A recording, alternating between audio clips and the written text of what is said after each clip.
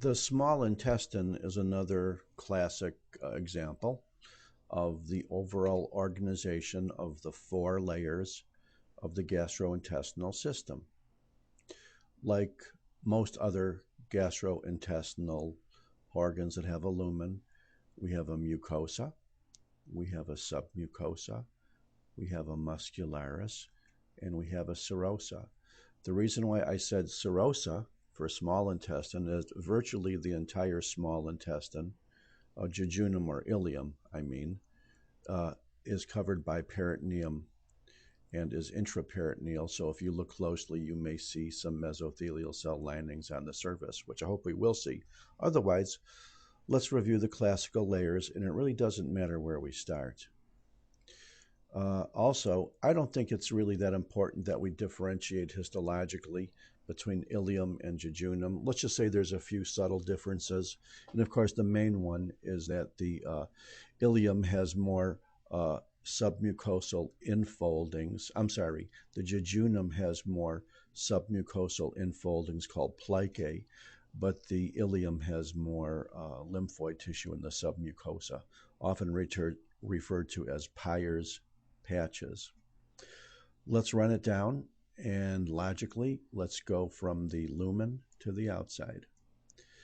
The mucosa of the small intestine is arranged in a very distinctly papillary fashion. You could see these clear cells, which are goblet cells, and the cells which are not clear are absorptive cells.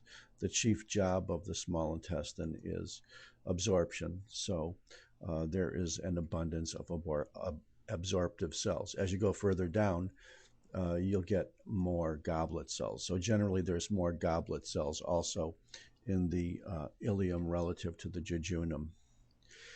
The lamina propria constitutes the core of these papillary or villus or villi in the mucosa, and like any other lamina propria, is rich in cells like lymphocytes, macrophages, fibroblasts, blood vessels, and of course, in addition, you will see many of these lymphatic looking spaces, in other words, thin endothelial line spaces with no blood cells, which are the lacteals.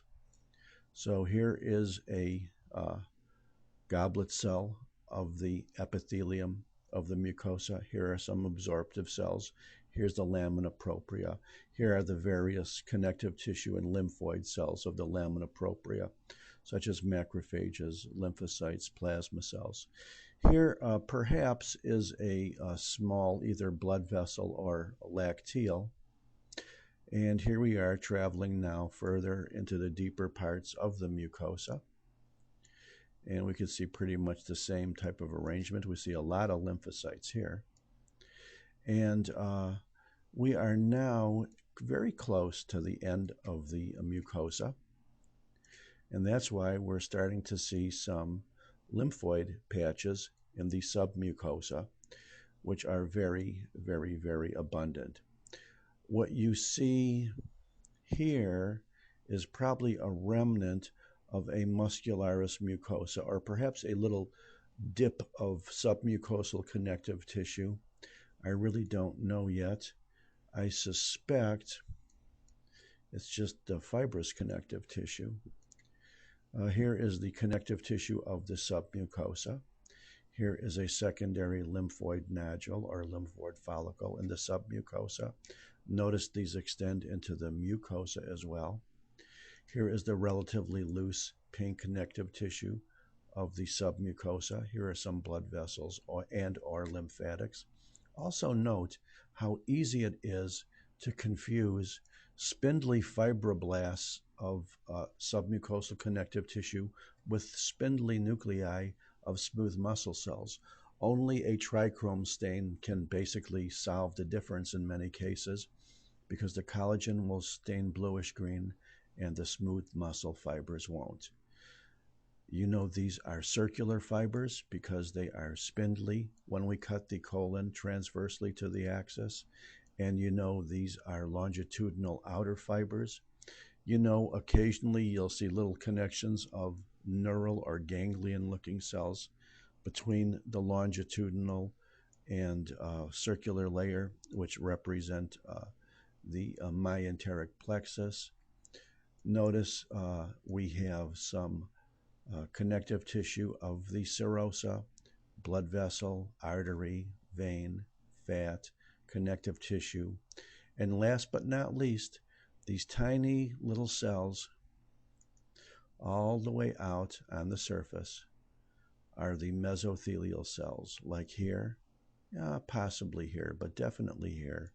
Probably a couple here which are slightly out of focus. Very possibly there, probably there, probably there.